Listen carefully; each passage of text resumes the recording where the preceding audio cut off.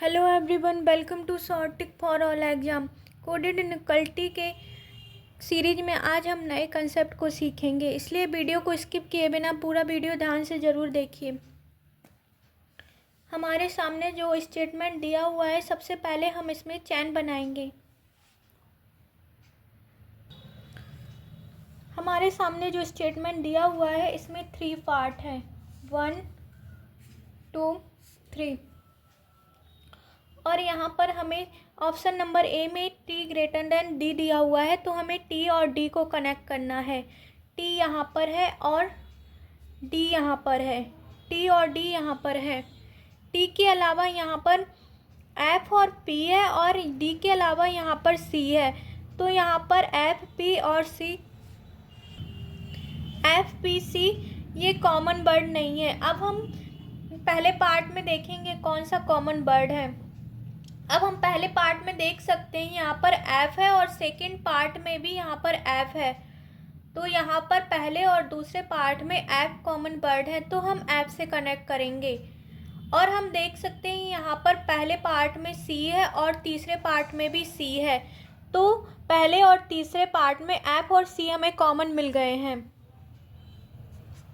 F और सी ये 2 word हमें कॉमन मिल गए हैं, तो हम कैसे कनेक्ट करेंगे? टी से एफ जाएंगे, टी से एफ कनेक्ट करेंगे, टी से यहाँ पर एफ कनेक्ट करेंगे, एफ से सी जाएंगे और सी से डी जाएंगे। टी से एफ, एफ से सी और सी से डी, तो टी से एफ कनेक्ट करते हैं। टी के साथ यहाँ पर ओपन माउथ है और इक्वल टू का साइन है, तो यहाँ पर भी ओपन माउथ और इक्वल टू का साइन। पी, पी के साथ यहाँ पर क्लोज माउथ है और इक्वल टू का साइन है, और यहाँ पर पी के साथ ओपन माउथ है और इक्वल टू का साइन है। एफ, एफ के साथ यहाँ पर क्लोज माउथ और इक्वल टू का साइन है। एफ, अब हम एफ से जाएंगे सी पर, एफ इज इक्वल टू सी दिया हुआ है। अब हम सी से जाएंगे डी पर, सी, सी के साथ यहाँ पर क्लोज माउथ और इक्वल टू का साइन है, और डी के साथ यहाँ पर ओपन माउथ है और इक्वल टू का साइन है। इस तरह हम टी से डी कनेक्ट कर लेंगे। ये टी आ गया और डी आ गया, हम टी से एफ पहुंच जाएंगे। अब हम यहाँ पर देख सकते हैं एफ इज इक्वल टू सी दिया हुआ है, यानी ये दोनों एक ही हैं। एफ इज इक्वल टू सी, ये दोनों एक ही हैं। जब इज इक्वल टू दिया हुआ होता है तो एफ बराबर सी, एफ सी है और सी ही एफ है। और यहाँ पर नो रिलेशन का केस बन रहा है, इसके ये दोनों एक ही हैं, तो इसके इस साइड क्लोज माउथ है और इस साइड क्लोज माउथ है, तो यहाँ पर नो रिलेशन का केस बन चुका है। अब हम देख सकते हैं नो रिलेशन के केस में हम कनेक्ट नहीं कर पाएंगे। नो रिलेशन के केस में ओनली हम टी से पी तक जा सकते हैं और टी से एफ तक जा सकते हैं। इसके बाद टी से सी कनेक्ट नहीं होगा और ना ही टी से डी कनेक्ट होगा, तो टी और डी में कोई रिलेशन नहीं बनेगा। यहाँ पर टी और डी में कोई रिलेशन नहीं बनेगा, तो ये रॉन्ग हो जाएगा, और इसमें भी टी और डी में कोई रिलेशन नहीं बनेगा, तो ये रॉन्ग हो जाएगा। और जब भी आपको नोट करना है, जब भी नो रिलेशन के केस में तीनों साइन गलत हो जाए, जैसे यहाँ पर डी के साथ यहाँ पर क्लोज माउथ है, यानी यहाँ पर ग्रेटर देन का साइन गलत हो गया। डी के साथ यहाँ पर क्लोज माउथ है और डी के साथ यहाँ पर ओपन माउथ है, ओपन माउथ है, ये ग्रेटर देन इक्वल टू का साइन गलत हो गया, और डी के साथ यहाँ पर क्लोज माउथ है, क्लोज माउथ यानी डी छोटा है, तो यहाँ पर लेस देन का साइन। तीनों साइन जब भी गलत हो जाएं और नो रिलेशन का केस हो, तो वहाँ पर आइदर और का कंसेप्ट लगता है, तो इसका आंसर ये होगा।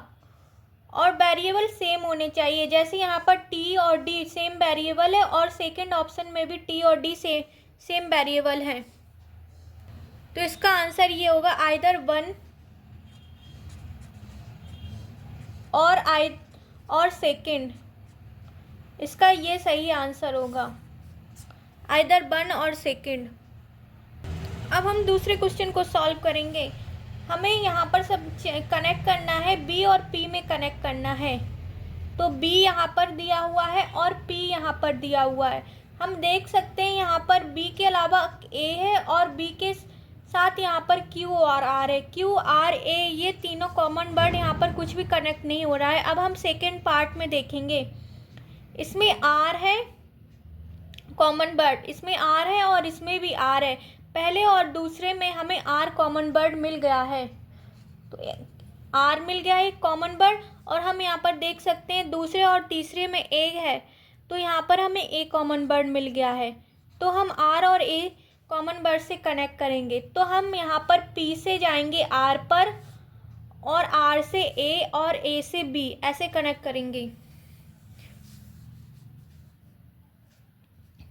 हम यहाँ पर P से कनेक्ट करेंगे, क्योंकि B से अगर यहाँ पर कनेक्ट करते तो कुछ भी कनेक्ट नहीं होता, कॉमन वर्ड नहीं मिल रहे थे, इसलिए हम P से जाएंगे। P से R, R से A और A से B। P greater than Q greater than equal to R। पहला पार्ट सेम ही नोट कर दिया है। अब हम R से जाएंगे A पर। R के साथ यहाँ पर क्लोज माउथ है, इक्वल टू का साइन है, और ए के साथ यहाँ पर ओपन माउथ है और इक्वल टू का साइन है, और बी। ऑप्शन नंबर ए में चाहे हम बी से कनेक्ट करें या पी से कनेक्ट करें, दोनों सेम ही है। या हम बी से कनेक्ट नहीं हो रहा था क्योंकि यहाँ पर कॉमन वर्ड नहीं मिल रहा था, इसलिए हमने पी से कनेक्ट किया है, पी से बी। अब हम इसमें देखेंगे क्या है, इसमें भी नो रिलेशन का केस बन रहा है आर के ऊपर। यहाँ पर भी आर के साथ नो रिलेशन का केस बन रहा है, और यहाँ पर ए के साथ भी नो रिलेशन का केस बन रहा है, क्योंकि आर के दोनों साइड यहाँ पर क्लोज माउथ है, तो ये लॉक हो गया। और ए के दोनों साइड यहाँ पर ओपन माउथ है। जब भी किसी वेरिएबल के दोनों साइड ओपन माउथ या क्लोज माउथ होते हैं तो वहाँ पर नो रिलेशन का केस बनता है, जैसा कि मैंने आपको पिछले पार्ट में बताया था। अब हम यहाँ पर देख सकते हैं पी से और बी, पी और बी में कोई रिलेशन नहीं होगा, क्योंकि यहाँ पर नो रिलेशन का। पी और क्यू में रिलेशन होगा, पी और आर में, तो ये गलत हो जाएगा। ऑप्शन नंबर ए और बी दोनों ही गलत हो जाएंगे। अब हम यहाँ पर भी देख सकते हैं पी के साथ यहाँ पर ओपन माउथ है और पी के साथ यहाँ पर क्लोज माउथ है। यहाँ पर ये तीनों ही साइन गलत हो गए हैं। यहाँ पर पी के साथ यहाँ पर ओपन माउथ है, यानी कि पी बड़ा है, पी बड़ा है, यानी कि यहाँ पर ये ग्रेटर देन का साइन है, ये ग्रेटर देन का साइन हुआ। और पी के साथ यहाँ पर क्लोज माउथ है और साथ में इक्वल टू का साइन है। क्लोज माउथ यानी ये लेस देन का साइन हो गया। क्लोज माउथ यानी पी छोटा है, यहाँ पर पी बड़ा है तो ये ग्रेटर देन, और यहाँ पर पी छोटा है यानी लेस देन, और लेस देन के साथ यहाँ पर इक्वल टू का साइन हुआ है, तो ये तीनों ही साइन गलत हो गए, greater than, less than, equal to. जब भी तीनों साइन गलत हो जाएं और नो रिलेशन का केस बने तो वहाँ पर आइदर और का कंसेप्ट लगता है, लेकिन वेरिएबल सेम होने चाहिए, तो आइदर फर्स्ट और सेकंड, या तो पहला सही होगा या फिर दूसरा। जब भी तीनों साइन गलत हो, यहाँ पर तीनों ही साइन गलत हो रहे हैं और नो रिलेशन का केस हो और वेरिएबल सेम होने चाहिए, पी और बी दोनों वेरिएबल सेम है, तो वहाँ पर आइदर और का कंसेप्ट फॉलो होगा। अब हम नए कंसेप्ट को सीखेंगे। इसमें ये दिया हुआ है, ये ग्रेटर देन का साइन होता है इस साइड, और इस साइड ये लेस देन का साइन होता है। ग्रेटर देन है यानी कि ये बड़ा है, ग्रेटर देन यानी कि ये बड़ा है और ये छोटा है, लेस देन। ये बड़े का साइन है और ये छोटे का साइन है, ये ग्रेटर देन है और ये लेस देन है, ये इक्वल टू का साइन है। अब हम नए कंसेप्ट को सीखेंगे। इसमें ये वाला पार्ट है जो ग्रेटर देन का, ये दिया हुआ है साइन, ये ग्रेटर देन को कट कर रहा है, यानी ग्रेटर देन को ये कट कर रहा है, तो इसका मतलब ये होगा कि ये बड़ा नहीं है तो छोटा होगा या बराबर होगा। अगर ये बड़ा नहीं है तो इसका मतलब ये छोटा होगा और ये बराबर होगा। और ये यहाँ पर लेस देन को कट कर रहा है, लेस देन के पार्ट को, साइन को कट कर रहा है। ये लेस देन मैंने बताया था, ये लेस देन लेस होता है और ये ग्रेटर होता है। अगर ये लेस देन को कट कर रहा है यानी छोटे को कट कर रहा है, छोटे साइन को कट कर रहा है, तो इसका मतलब ये बड़ा होगा या बराबर होगा। अगर ये बड़ा है और बराबर है, ग्रेटर देन का साइन है और बराबर भी है, इसको कट कर रहा है, तो इसका मतलब ये होगा ये बड़ा नहीं है और छोटा नहीं है। अगर इसने बड़ा है और छोटा है के दोनों के साइन को कट कर दिया तो इसका मतलब ये होगा ये छोटा होगा। अगर ये छोटा है और बराबर है, इसको कट कर रहा है तो इसका मतलब ये होगा ये बड़ा होगा। अगर ये बराबर है और बराबर के साइन को कट कर रहा है, ना ही अगर ये बराबर नहीं है तो इसका मतलब ये होगा ये बड़ा है और छोटा है। या तो ये बड़ा होगा या फिर ये छोटा होगा। इसका मतलब अब हम इसी कंसेप्ट के बेस पर ये वाले क्वेश्चन को सॉल्व करेंगे जो हमारे सामने ये क्वेश्चन गिवन है। इसमें दिया हुआ है W greater than is not equal to B greater than not equal to S is equal to C not equal to L not equal to E is equal to R greater than not equal to K। अब हम इस concept को solve करेंगे। यहाँ पर दिया हुआ है W, अगर ये बराबर नहीं है W greater than not equal to B, अगर W B से बड़ा नहीं है यानी W B से छोटा होगा और बराबर होगा। W B से अगर बड़ा नहीं है तो W B से छोटा होगा और बराबर होगा। ये बड़ाए का साइन है, अगर W B से बड़ा नहीं है तो W B से छोटा होगा। इसका मतलब ये होगा W B से छोटा है या बराबर है, ये लेस देन का साइन होता है। और यहाँ पर दिया हुआ है B greater than not equal to S, अगर B S से बड़ा नहीं है और ना ही बराबर है। B S से बड़ा भी नहीं है और बराबर भी नहीं है, बड़ा नहीं है और बराबर नहीं है यानी ये छोटा है। इसका मतलब ये होगा ये छोटा है। अब हम इसको हमें केवल इसमें ऑप्शन नंबर ए में दिया हुआ है W और S, यानी हमें यहाँ पर W और S में ही रिलेशन निकालना है। तो हम ये पूरा सॉल्व नहीं करेंगे, केवल हम इतने ही पार्ट को सॉल्व करेंगे W और S में। अब हम यहाँ पर ये बना लेंगे W, इसकी जगह ये वाला साइन आ जाएगा less than equal to B, इसकी जगह ये वाला साइन आ जाएगा लेस देन S। तो इसमें जो बनेगा कनेक्शन वो ये बनेगा W और S में जो रिलेशन बनेगा वो ये बनेगा, क्योंकि यहाँ पर इक्वल टू नहीं है तो यहाँ पर इक्वल टू नहीं आएगा। और यहाँ पर W के साथ यहाँ पर क्लोज माउथ है तो W के साथ यहाँ पर क्लोज माउथ आ जाएगा। तो फाइनल रिजल्टेंट जो बनेगा W के साथ W लेस देन S बनेगा। अब हम ऑप्शन में देख सकते हैं W less than equal to S दिया हुआ है। इसका मतलब ये हुआ कि W S से छोटा है या फिर W S के बराबर है। तो इसमें ये वाला पार्ट तो सही हो गया, इसका ये आधा पार्ट है ना, आधा part W less then S, तो ये तो सही हो गया क्योंकि इसमें रिजल्टेंट ये आया है तो इसका आंसर ये है। आधा तो सही है लेकिन यहाँ पर W S के बराबर नहीं है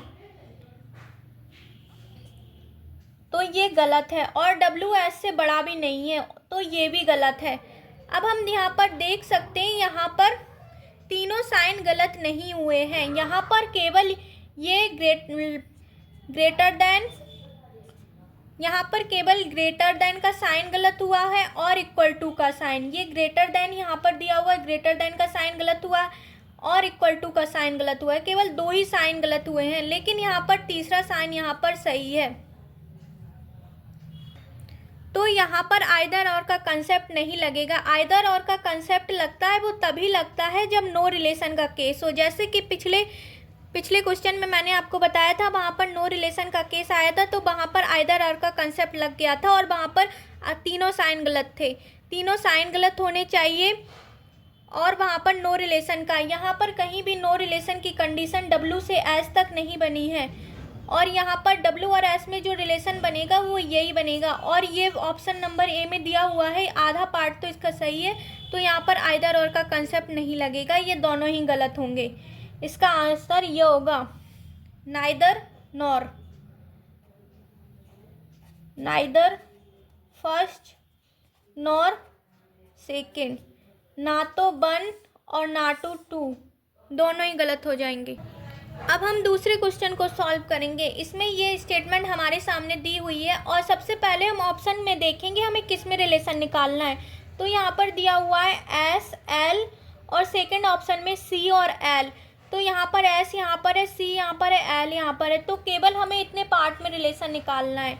तो नॉट इक्वल टू दिया हुआ है, यहाँ पर बराबर को कट किया हुआ है। अगर ये बराबर नहीं है तो इसका मतलब ये होगा या तो ये छोटा है या फिर बराबर है, या नहीं, या तो ये छोटा है या फिर ये बड़ा है। सी एल से छोटा है या तो फिर सी एल के बराबर है, इसका मतलब ये होगा।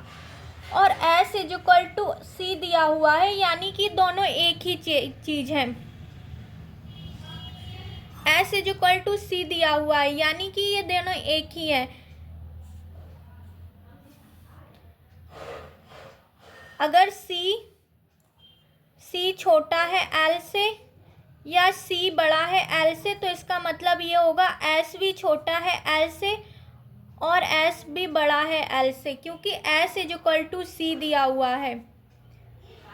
और यहाँ पर सी की जगह हमने ये दोनों साइन रख दिए कि ये वाला लेस देन और ग्रेटर देन का साइन। सी की जगह हमने लेस देन रखा, सी लेस देन एल, और सी की जगह हमने ग्रेटर देन, सी ग्रेटर देन एल, और सी इज इक्वल टू एस दिया हुआ है, यानी ये दोनों एक ही है। तो एस, अगर सी लेस देन एस है तो यहाँ पर भी एस लेस देन एल होगा और एस ग्रेटर देन एल होगा। जब भी यहाँ पर नॉट इक्वल टू आए, ये बात आप नोट कर लेना, ये कंसेप्ट, जब भी यहाँ पर नॉट इक्वल टू आए, इक्वल टू पर यहाँ पर कट किया हुआ है, यानी कि ये नॉट इक्वल टू है।